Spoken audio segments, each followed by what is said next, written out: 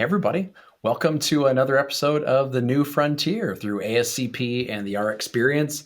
I'm one of your hosts, Kevin Walker, and the good-looking guy right there with the sweet peak is Dr. Jaron Stout.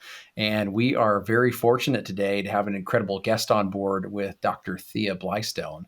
Jaron and I are both very fortunate to know Thea and get to enjoy Thea in all of her diversity of ways. I have called her my sister from across the Rockies for quite a bit. And we've run into each other a couple times in person, and so that's been really nice to be able to spend some time with Thea. And it's even better for us to be able to bring her on the show and talk about something that Jaron and I are really passionate about.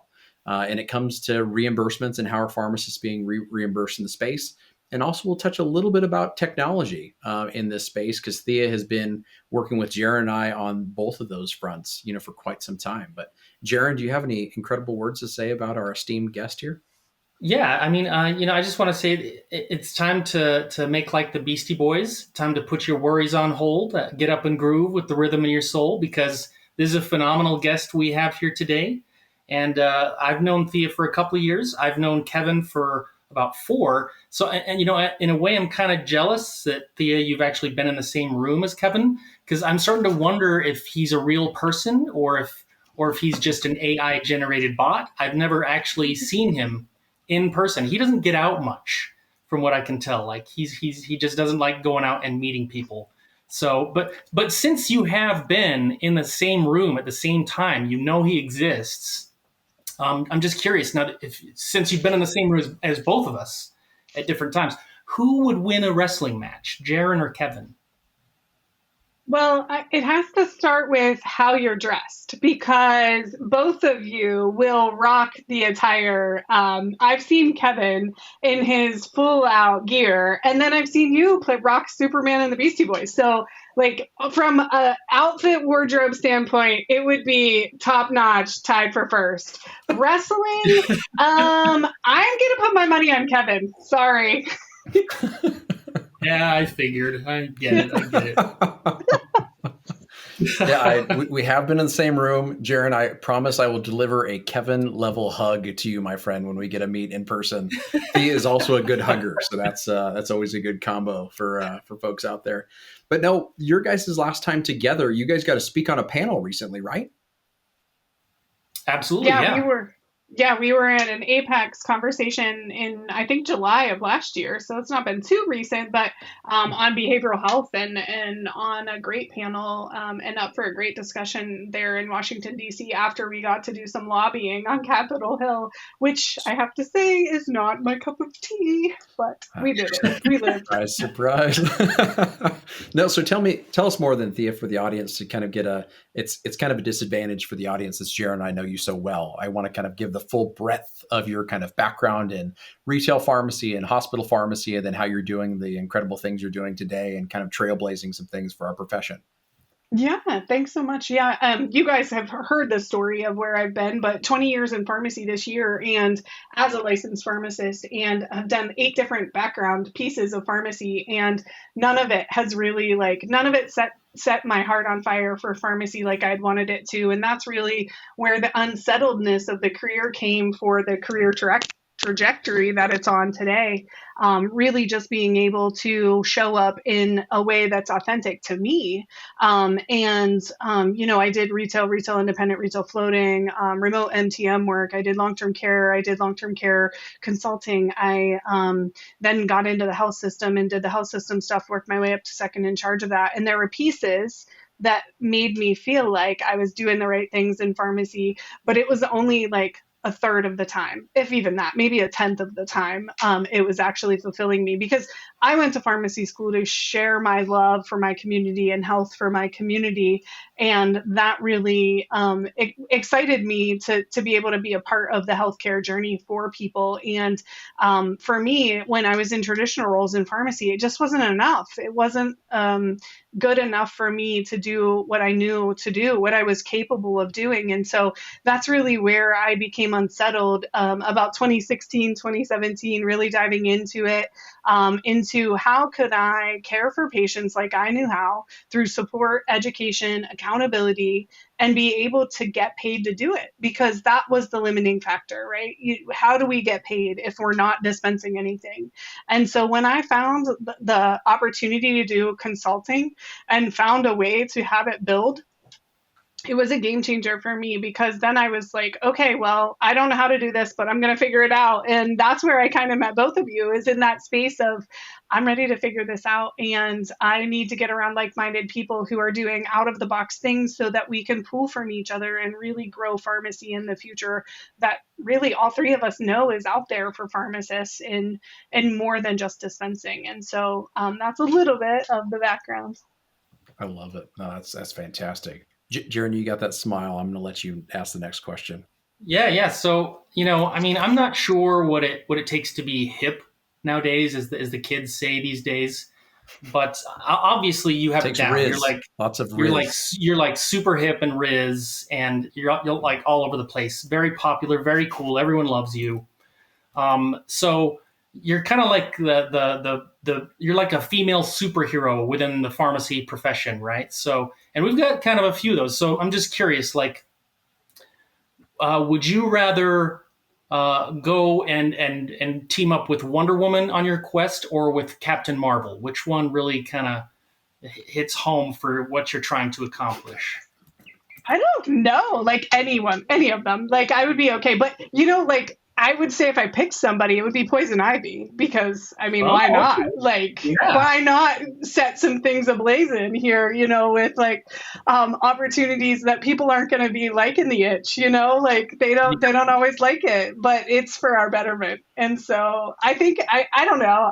I'm not much of a Marvel's fan, so like I've never watched any of the movies. So write that down. How many movies are there? There's like 30 movies or something, and I've never watched one of them. So, but I get the idea of the superhero, and I guess if I had to pick one or the other, it would be Wonder Woman, because I'm all about the girl power. So yeah, love it. I love it. That's great. That's a great answer. So, as far as your business evolution has gone through your career, as you start to your endeavor now, as you take on the Wonder Woman persona, when you first started out, you had challenges, building your own business and kind of getting, fighting through obstacles of building a practice like this, because it comes with obstacles. So how have the challenges morphed or evolved for you as a business owner over time? Because what were the challenges you faced up front, and what are they now, and how has it changed for you? Yeah, that's another great perspective point of, if I look back, 2020 is in the rearview mirror, right? You can always see what's behind you in 2020. And I remember these days so often, because I find pharmacists today in the space I was back then. And the space for me back then, the biggest obstacle was myself, because I had to believe that I could be different than what the box of pharmacy has always been. And I knew that there were four corners to our box of pharmacy. There's retail, there's hospital, there's academia, and maybe pharma, maybe law, maybe political stuff in the other corner, right? So those are the four corners of pharmacy. And when you start looking at the way we were educated was never to stay in any one of those. It was a combination of all of it. And so when you have a heart to serve people, you're never going to be okay in one corner of that box. And then to be able to say, okay, I'm not happy, and I have 20 years left of my career, and I don't want to do what I'm doing today or what I have done in the last 7 jobs. That's not serving me either, because I can't be a go-to parent. I can't be the person that's going to be able to call off sick today because my kids are sick, or be at the ball game, or be at the hockey match, or whatever it is. Like, I knew that if I stayed in the box of pharmacy, it wasn't going to serve me. But having the mental capacity to change that mindset was the hardest thing ever. Because once I said, okay, I am not sitting for the status quo anymore. I cannot do it. It does not serve me. And I know what doesn't serve me will kill me eventually, because that's how it works, right? And so when you look at, okay, if I'm not satisfied and I know that there's more I could do, I feel called to do more, and I don't do it, who's sacrificing then? Is it me, or is it the community at large losing out because I'm not showing up authentically. And so when you look at the four corners of a pharmacy degree in that box, where do we fit if we're not in the status quo? We're abnormal. I'm popping the top off the damn box. That's what I did. And that took the most strength out of all the things that I've done in the last 8 years of building this business. That was the hardest piece, because as soon as I said to a provider who I had helped 10 years prior, because I was working retail 10 years prior to that, I was always fixing their prescriptions.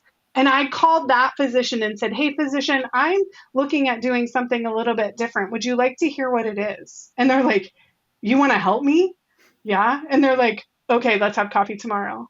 Like, as soon as I opened my mouth to ask the question that said that I was not settling for the status quo pharmacy anymore, that's when it all changed. But I had to get very disrupted in the day-to-day life of the monotony of going to the pharmacy, of like, y'all have seen Sadness, right? From Inside Out, like dragging my happy ass to work every day, like sadness, everything behind me is blue. And yeah, that's how I felt going into work every day. But once I opened my mouth and said, "No, I'm not standing for that. I'm doing it my way. I'm doing it different." That's when I asked the questions of, would you listen to this crazy idea I have? That was the moment that changed. That was the hardest moment, but also the pinnacle of changing my career for the better for the last 8 years. Absolutely. So what? That was your initial challenge. So what? Yeah. What does it change? What are the challenges now?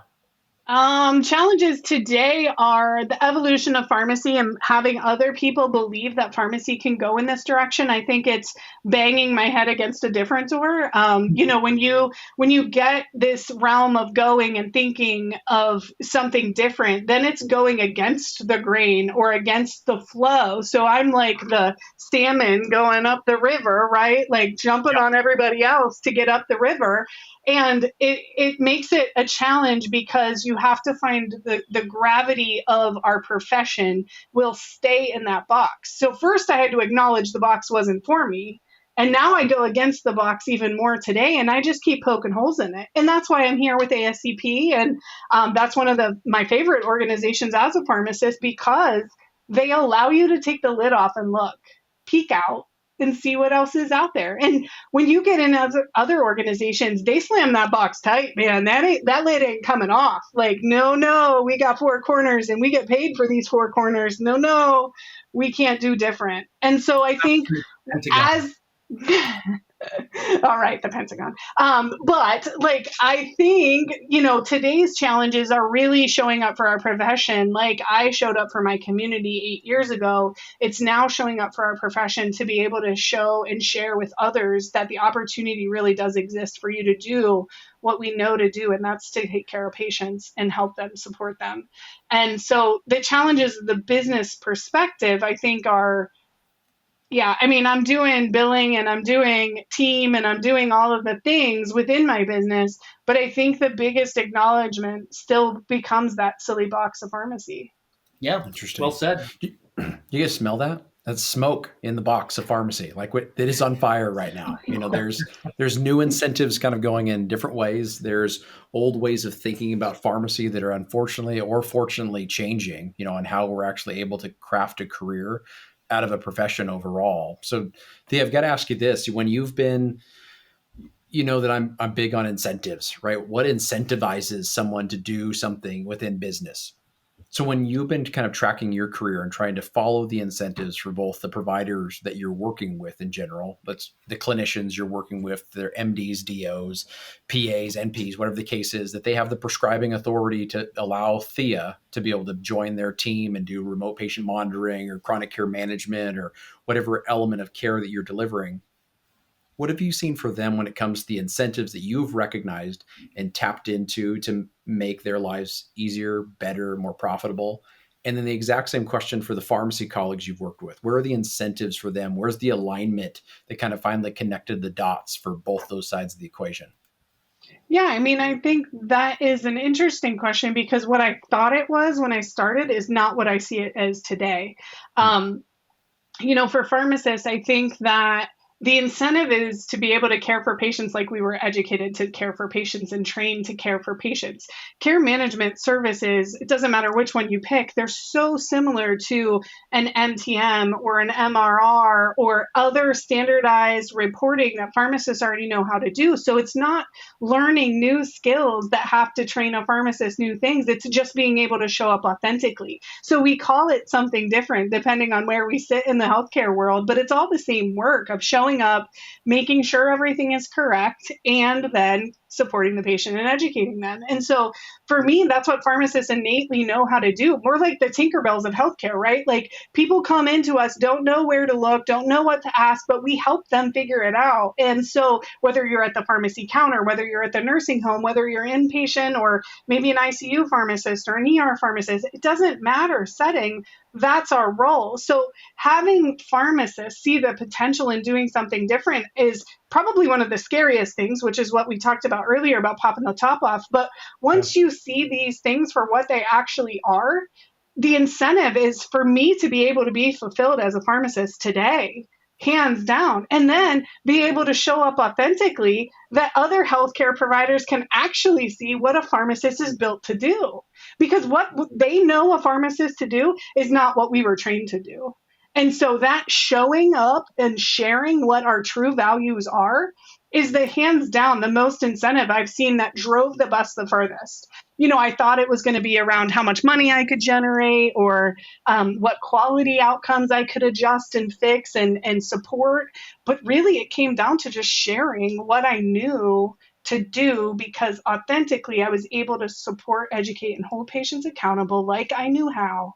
And when I did that, they were astounded by the amount of value that came out of that in all aspects. And Jaron, you can probably say that too, being true in your practice setting. Absolutely. And what about it's the opposite funny. side, Thea, with the providers? Give us that perspective. What did you think the incentive would be, and what is it actually when it comes to working with those providers that you partnered with? I think if you look at what the statistics in the country are today, that a physician sees their patient annually, quote unquote, every 18 months for 7 minutes. So when you do that, when you only get 18 or 7 minutes every 18 months with your provider, then how do you know what plan you have them on is working for them?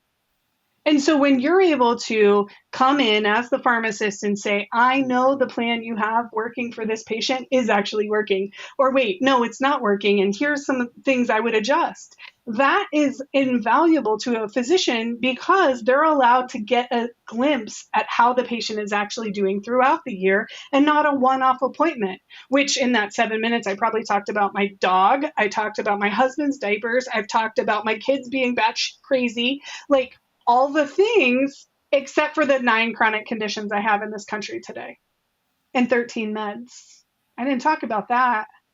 And so when you get clear pictures on what is going on in the home, how they're taking their healthcare plan and utilizing it, and then being able to report back, invaluable stuff. And so the objections were, aren't you a pharmacist? Don't you know how to count by 5? What are you doing in this sector? We don't need AmCare pharmacists here. Oh, you don't? Because your star ratings show me otherwise. Because if you were doing everything you needed to be doing, your stars would be 5, not 3 or 2 or 3. Mm-hmm. And when I can come in and say, okay, one diabetic patient hits 5 triple weighted measures plus their customer service satisfaction scores. So that's 55% of your quality in one diabetic patient whose blood pressure is not under 140/90, whose A1C is probably 10, not under 9, and who may or may not be using their medications. It becomes a quick value add when you start sharing that you actually know how to show up for patients. Yeah. One thing, Jaron, I'm hoping maybe we can send Thea off to like a tenacity class or maybe like a passion course, just to get her fired up a little bit more. I was just really hoping we could invigorate her somehow. We'll think about that. I might be sweating. No, just kidding. Just give her a microphone and let her go to town, Amen.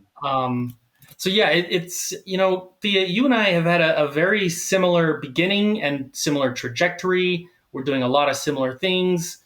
We have a lot of similar stories. I think, it's really interesting when you like. I think the two of us can relate when we say, you know, we look in the mirror, in the rear view mirror, and nobody's there. But I think we both desperately want to see people in the rearview mirror gaining on us, pulling ahead of us, but it's just not there. And I know you and me are working on a lot of things to hopefully change that. Working with ASCP to provide additional education for people so they get familiar with how to implement these services.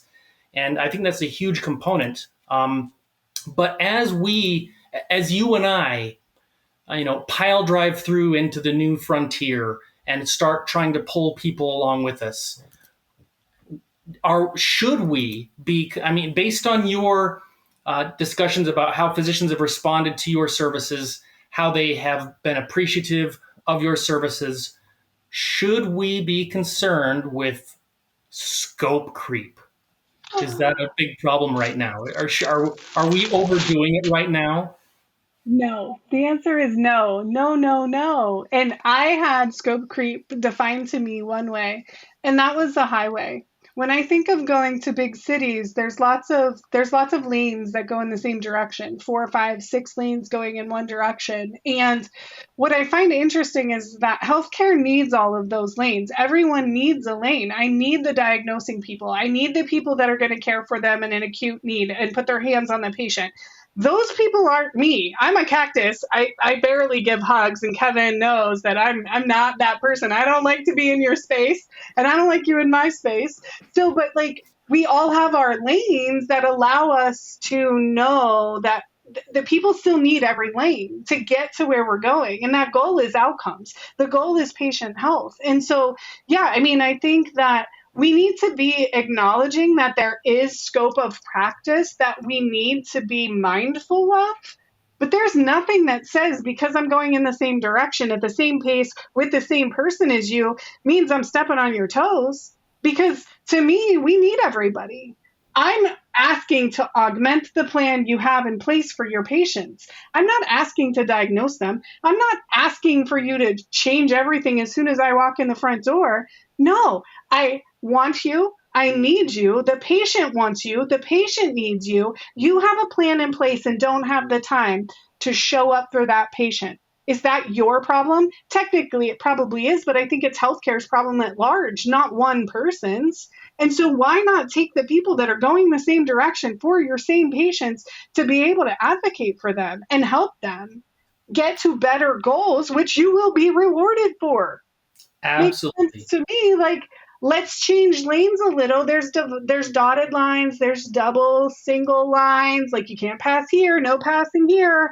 Like acute need, no passing here. I don't want to work with acute need patients.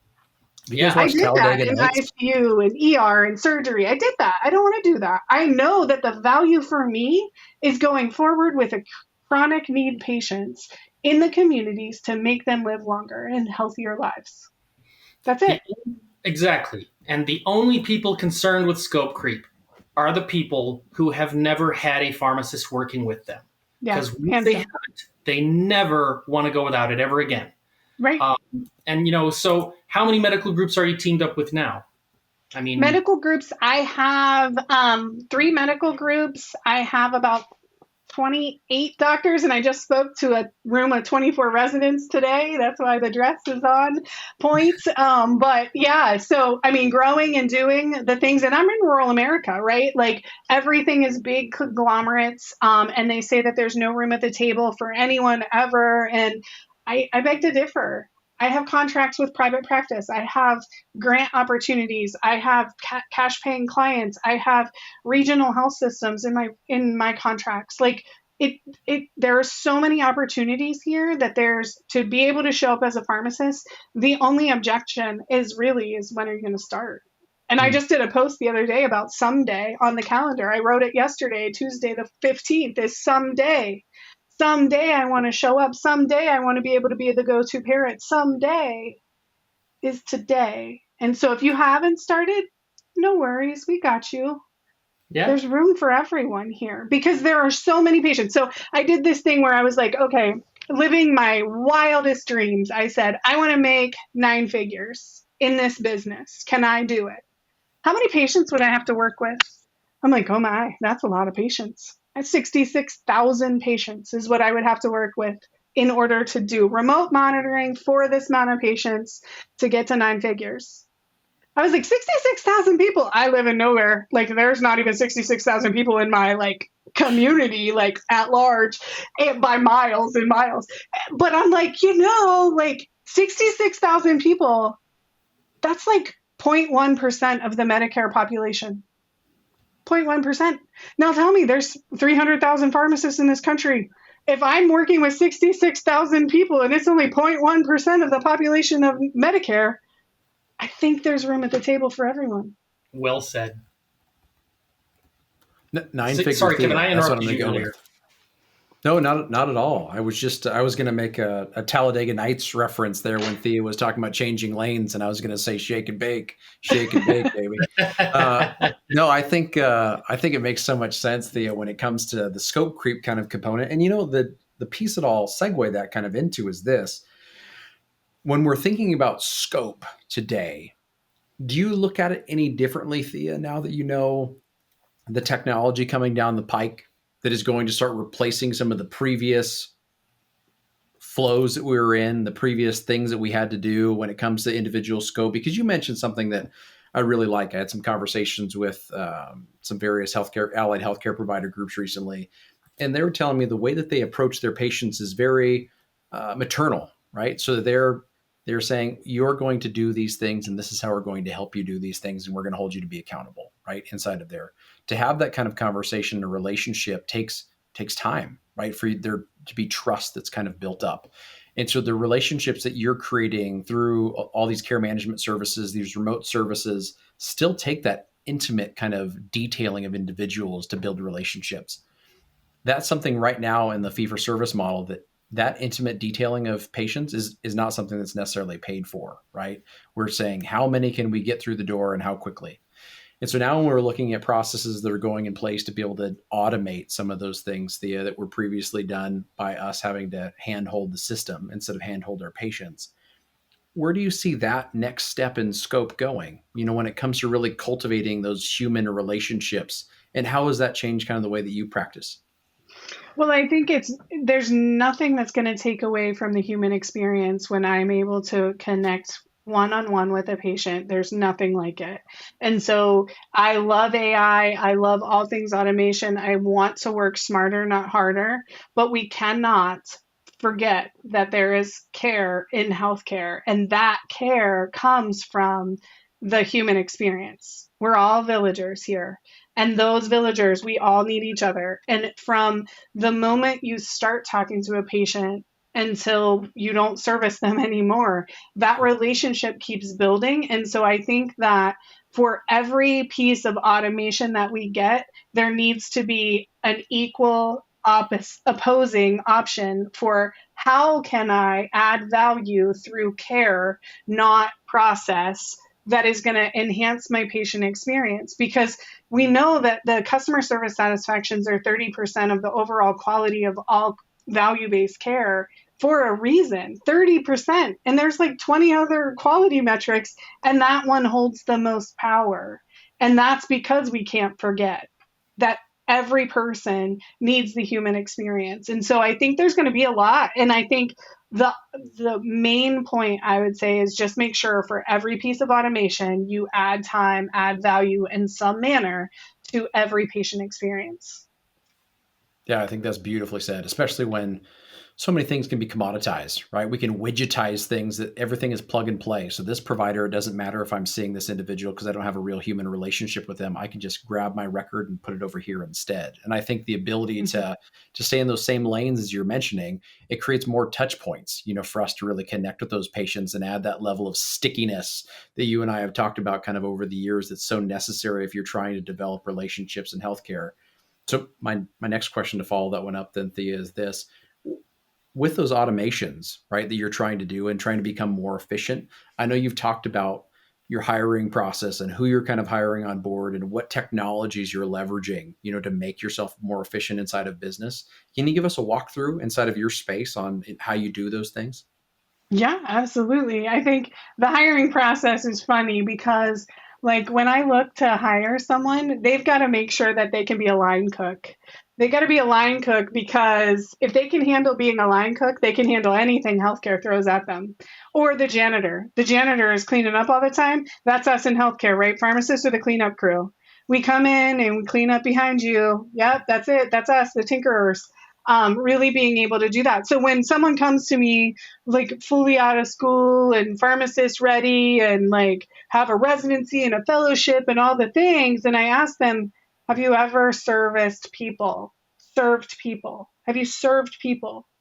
And the answer is no. Then I say, I'm sorry, but I'm not your person because I have to be able to service people, and you do too if you work for me. And so being able to be the line cook or the the waitress at the country club where all the snobby brats hang out, like I want those people because when you can handle the objections of those people, you can handle anything in healthcare. You can handle that hot-headed nurse. You can handle that physician that's cranky, that scope creep is happening to him because he can't get out of his own way. Like, no, like we're going to have conflict, and how you handle that is so important. So I want you hot under the wire. I want you to know how to handle yourself in that situation. So for me, hiring is fun because I will put people in that position of like something, I'll take them to lunch and something goes bad at our table on purpose, in the background on purpose. And I want to see how they react. Why? Because that's who's going to be on the phone when a patient is yelling at them. So it makes sense for me to know their reaction type, right? And so when I hire people, it's a lot of fun, but there's some seriousness in it as well, knowing that I hire people who have my blind spots covered, right? So I have a telemetry nurse with me, retired telemetry nurse, wants to do work whenever she's available kind of person. And she's a great person to have on my remote patient monitoring team because she has the cardiac training that I don't specifically have, right? Like years of experience, you gain a lot of knowledge, but she has the acute experience that I don't have and I don't want to go get. So yeah, I hired that person. I hired an LPN who worked in long-term care because she saw so many people in the gaps of long-term care between long-term care and home again. So she knows those gaps. I do too, from working in dispensing long-term care and retail, but like having a care perspective in that is huge. Now, do I say go hire all these nurses and LPNs and MAs and pharmacy technicians and all the things? I say, where is your blind spots? Because if your blind spot is one of their strengths, yeah, and they can handle the fire, heck yeah, come along, we're going. We got 66,000 patients to get to. Like, let's go. Mm-hmm. It's fun. But I mean, I really look for people that have my blind spots covered. And we all have blind spots. And I guess acknowledging what those are for us, like Jaron and I have had candid conversations about blind spots for him are around like, maybe it's the procedural stuff. He loves what he does so much that the procedural stuff is so hard for him. Then find a blind spot filler for procedures. Like that's easy. Like when you can acknowledge, the hard part is acknowledging what your blind spots are. And it's usually because you get kicked in the teeth because you didn't have it covered. And yeah, you end up having to think quickly and find the line cook that's going to cover your butt. No, that's super helpful.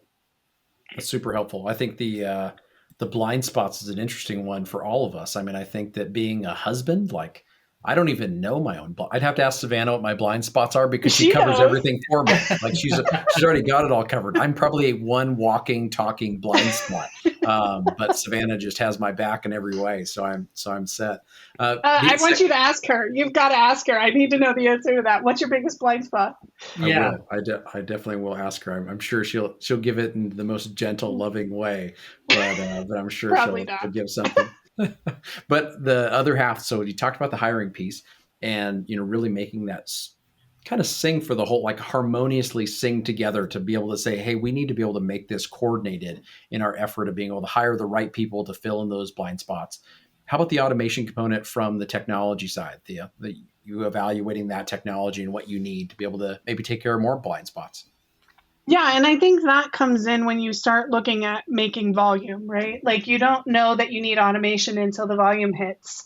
And then it's like scrambling to find the next best thing. And I say, for me, it's always been about keep my eye on the horizon of what's available to me more than the last minute decision, usually out of sheer panic that I'm doing something. And so for me, all of the pieces of automation and advancements in what I use for AI and all of my softwares, it has always been, I want to know what's out there. And so being inquiring about it well before I need it allows me to vet in a different headspace, that I'm not out of panic, that I'm actually out of heart and center. Because most times I know as soon as I look at a product, I've trusted myself enough to know that my gut response is good on first impressions.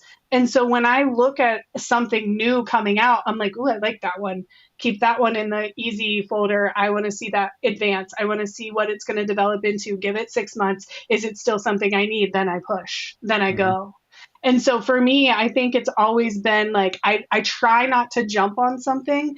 If it's a book, I'll jump on it and I'll buy it and I'll read it. But like when it comes to automation and stuff and incorporating that into the flow of my team and my business, I want to make educated decisions. And for me, that's always keeping my eye on the horizon as the CEO of my company. Being able to be the visionary has produced way more. The hour or two that I spend a week on being the visionary leader of my company, by vetting these companies in that time and keeping my eye on where everything is going and what the lobbyists are doing, and not really, but I get Lee's updates, our friend on Washington Hill, like I get her updates. But like, looking at the vision of where I want to take the company allows me to then act in a moment of, does that fit for where we're going versus sheer panic mode go. Super I don't helpful. know if I answered your question, but I think no, that was perfect. Yeah, I think the one piece you really toned in there that I'd love to hear Jaron's thoughts on as well, because him and I've had some conversations on it. Saw a post the other day from a CIO, a Chief Information Officer, that was really talking about how in healthcare we have to basically have our own internal dev teams. Like we have to have a development team mentality. So every single solution isn't a point solution that we've got to grab a new software. We got to grab a new technology to do it. We can have a more holistic mindset. And so it's really refreshing for you to say, like, I have to understand my business needs very comprehensively.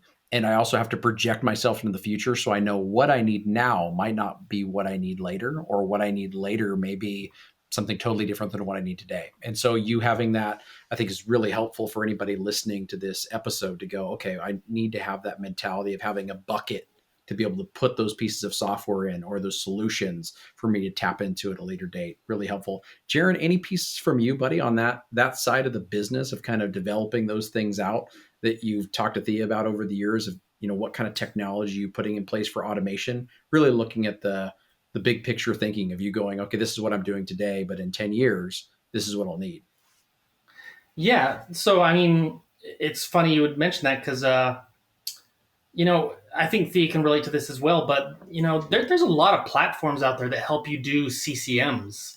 There's a lot of them that help you do BHI. There's a lot that help you with RPMs and all those services, but they're all really specifically designed or tailored more to the ambulatory care setting, not so much to a nursing home. And because nursing homes have different regulatory requirements, different needs, much more comorbidities present. There's a lot more moving parts to take into consideration.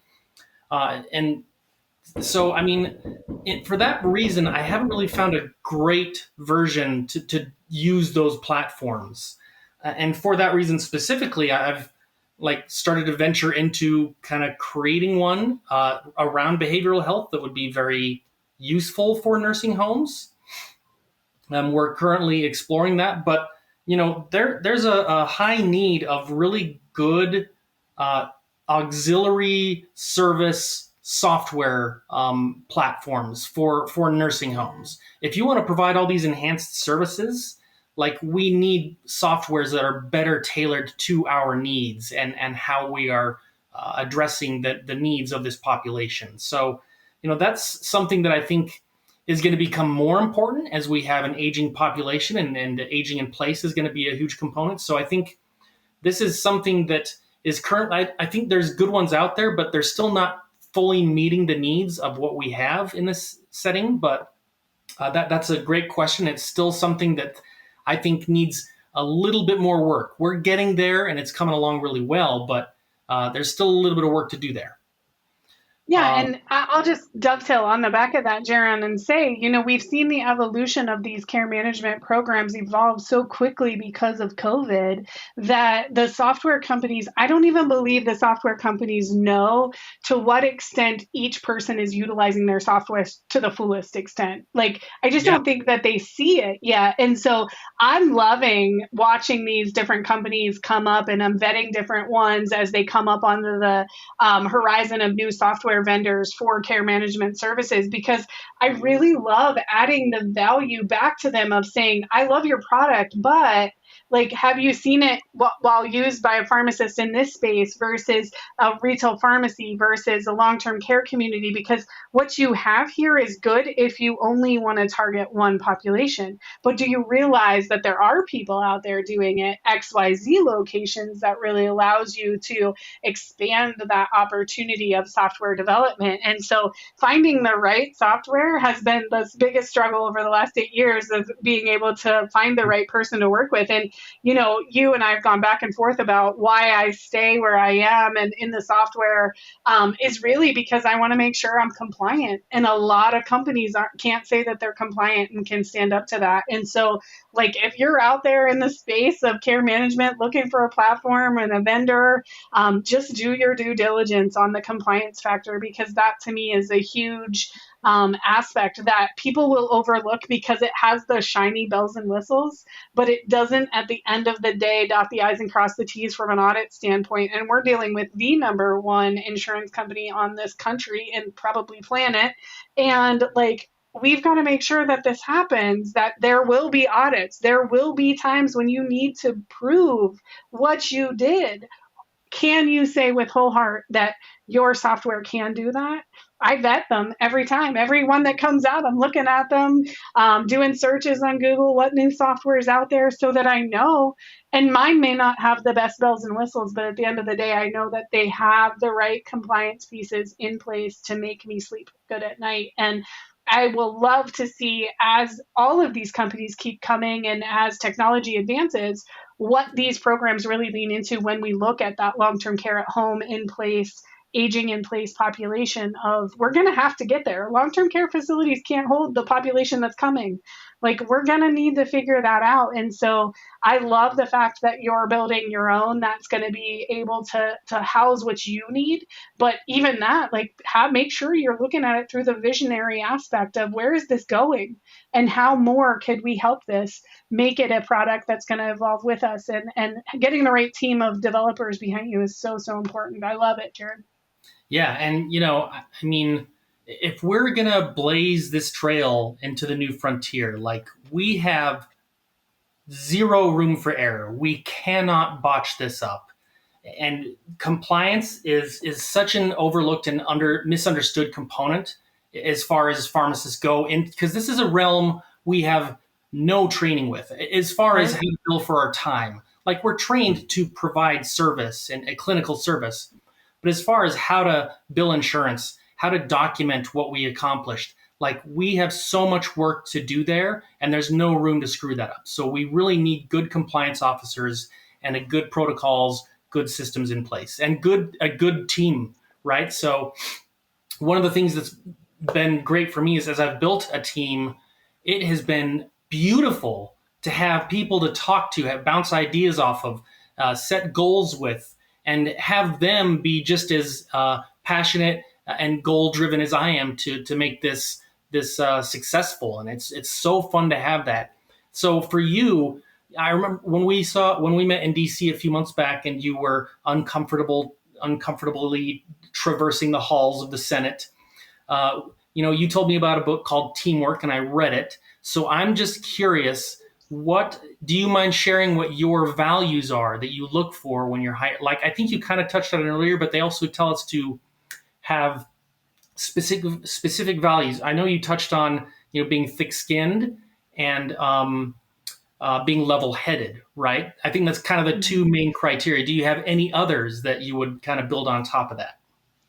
I think those are the two main ones that I've seen that have come into play from a value standpoint. I think making sure that your team is may not have the same exact values as you, but feel the value and the essence of your company and that company value and that company mission of, spreading healthcare across the country in a way that allows people to actually excel in it, and making sure that they share that overall intent of care is the most important thing for me. Other values I look for are people like, it's funny because they're different. My people are different, right? Like one is a Labrador Retriever and the other one's a Doberman Pinscher, right? Like Labrador Retriever will lick your face, will talk to you for days on end, right?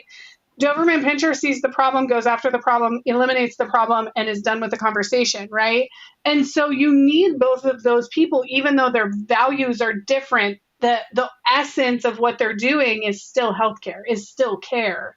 And that I allow my values per person to change, but again, still fit the blinders of the team. Because the Labrador Retriever can't have a hard conversation. Like, you need someone that can. And so, like, different pieces of that. And by the way, I've been classified as a pit bull, just saying, a pit bull. I have German Shepherds, but wasn't a Shepherd. I was a pit bull. Anyways, I think it's so important that they have the same. They can share the vision of the company. And every time I get with my team, which is a monthly meeting, I go to brunch with them the first Friday of every month is my brunch time with my team, and that allows me to make sure that we're still on the same page, making sure we're communicating, giving them both time to be able to communicate with me and be able to extend where they are, what they're feeling, what they're seeing, and really be able to move the company forward that way. So we're all on the same page as a clinical team, even though they're doing more of the clinical lift than I am today, because I'm out educating pharmacists and doing the other things that I get to do. And so that to me has been a place that I can continue to remind them of what the value of our company is and what the mission of our company is, to make sure that what we're doing today still aligns with that for them, first and foremost, and for me, secondly. Well said. Yeah. And, I think that relates to scope creep as well. Like having different perspectives is valuable. Having a unified team with the same goals, same objectives, but different perspectives, it makes such a huge difference, and it can really drive things forward when you get the right people in place. So, Yeah. And I kind of look at pharmacy right now, and it kind of feels like it's a little bit antiquated. Like you said, it's very much, you get your four corners, you got your box, and it's up to us to add a whole new notch in there, make it a pentagon instead of a square, right? So I think I could say that we're kind of like disco music in the 90s. Like we're really outdated, right? Like we really need an update. So, and that's a good analogy because in the 90s we had an explosion, a lot of different types of music that had never been released. We had grunge come out. We had very alternative music that was mixing rap and rock together. We had a lot of gangsta rap coming out, like a lot of aggressive or depressing music was coming out. So what 90s musical persona do we need to take on to really to put pharmacists into the mainstream of pop rock, so to speak? Do we need to like be the depressed but angry grunge rockers, or the alternative that pulls in all these different elements together, or like just be an aggressive rapper just kind of taking down the industry? What do you think would work best? I think it's got to be alternative. I think you've got to pull from every aspect, because all the pharmacists that I work with, train, help share my vision for what this all can look like, they're coming to me with all kinds of value. And it's value because they've taken the initiative to learn more about this, or the food that we're eating, and that culture, and the culinary medicine, or the pharmacogenomics, or the functional medicine. I think it's got to be all, because at the table of care management, it doesn't matter what you listen to. Care management is the way you get paid to do it. And so for me, I think it's got to be inclusive. Everything. I'm listening to everything. Okay, I will throw myself from a moving vehicle if you play bluegrass. I'm just saying. Bluegrass is it for me. I'm gone. Oh, Ricky Skaggs is 100%. so I'm right good. there with you. You guys are Absolutely killing unacceptable. And that's Disagree. still Hard antiquated disagree. too. We're trying to get to the new era, right? Not stay antiquated. So Got it. I love that. So Thea, my last one for you. It's crazy how this time has absolutely flown. But my last one for you, really on this conversation, since we're trying to kind of wrap together all the care management, remote services that you're doing, building a company, looking at the various scope creep elements, adding in technology. But it really comes down to this. You mentioned at the very beginning of the show, like if you wanted any message to go across, to the pharmacists that are listening, primarily ASCP, long-term care kind of connected pharmacists, senior care pharmacists previously, even though Jaron and I are pushing as hard as we can to make it all inclusive for consultant pharmacy, right? Consultants. Exactly. But the thing that you said was you can do it. Like anybody can do it. Like you can enter the space and you can do it. So give us this. Give us the elevator kind of pitch element when it comes to someone is thinking about, I have this current job, or I'm doing this in school, or I think this is my next step. How in the world do I get into this space that Thea is describing? Because there's not you mentioned the box. The one nice thing about the box is there are W-2 jobs in the box, right? There are safe salary jobs in those box kind of components. And when it comes to the debt that a lot of pharmacy students are going through and considering when they're leaving, like that is a very attractive box, to be able to jump into. So give us that for current practitioners and grads. How can they get into this space? Are there some testing the water and or initial steps that they can take to be able to check it out? What are your thoughts? Yeah, I mean, I think the first thing we all need to know is that it doesn't matter where your practice setting is, you have the skill you need to do care management if you can talk to a patient at a third grade level. It takes talking to the patient, and it's at their level. And between the statistics of third and sixth grade education level of a healthcare understanding for the general population in this country, it doesn't take a heavy clinical lift. So it doesn't matter if you've been a retail pharmacist. It doesn't matter if you're just just an RPH and not a PharmD, or you're just a long-term care pharmacist, or you're just in academia. There's so much room at the table for all of us to be able to communicate, just like we would if you were at Walmart in the OTC aisle and someone was like, I wonder which one I should choose. And you go up and help them, right? Because even if you're not even working, I know I've had this happen like 10 times where I just go up and help them because they're standing there for way longer than it takes. I've already passed the aisle 3 times and they're still standing there. I have to go back. It's in my heart to serve those people. And so if you have any bit of that service in your heart, it doesn't matter where you sit today, you can get to where we are. Jaron and I are in the same care management space in 2 different practice settings, adding value like no one's business. And it's not anything that we have that's special. I don't have board certification. I don't have a residency. I don't have a fellowship. I'm not going out and getting it either. And I'm not getting BS whatever else after my name. Not doing it because as I sit today, I can add value. And that value is because I care so much for my community. So if you can say it matters to you that you care for your people, whether it's in the pharmacy, whether it's in the ER, whether it's in the long-term care home, whether it's in your ambulatory care setting, if you care, you can do what we're doing. And the best way to get the experience is actually talking to patients. It has nothing to do with anything else. Some people are like, well, you got to talk to doctors, and you got to market it, and you got to, if you're business, you got to. Well, right. But when I show up and say to a physician, I want to support, educate, hold your patients accountable between your office visits, does that sound okay to you? Because you're going to get better quality, better patient satisfaction scores. And oh, by the way, you're going to get some money out of it and I won't cost you anything. Like that's my elevator pitch right there to a physician. Like take it, use it, have the conversations in your network today with the people who already know, like, and trust you. Have the crazy, scary conversation with someone over coffee that knows you already. Because if that person says, oh my gosh, where have you been? Like, I'll do this today. Then you need somebody. But you don't need anybody to that point. You don't need anything to that point because you already have everything you need. As a pharmacist licensed in this country with minimal experience even, If you can talk to a patient, you can do what we do. So I say it's built for everyone. Yeah.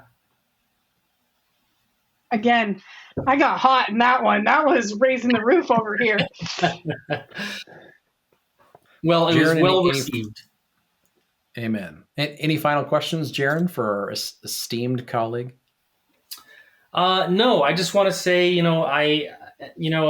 met a couple of years ago, and it's been a valued friendship and mentorship ever since. And I look forward to what you're going to accomplish and what we're going to accomplish together. And the sky's the limit, and we just need to keep pushing. I'm excited. Thanks for coming on today. Yes, it's been a pleasure. Thank you guys. I love getting in the same room as you guys, and I can't wait until we are all in the same location at the same time, giving hugs. I'm That's ready. right. There we go. Well, I love it. Well, thank you guys all for joining us today. If you have any kind of questions for Thea, you can find her, I know, on LinkedIn, and she's got several other websites and components that we can put inside the show notes for you guys to stay in contact and follow the work that she's doing. She's doing lots of great things with ASCP, with Jaron and myself on some other initiatives, so we'll keep you tuned to that. And thank you so much for tuning in to the New Frontier podcast through our experience in ASCP. Have a great night, everybody. Thank you.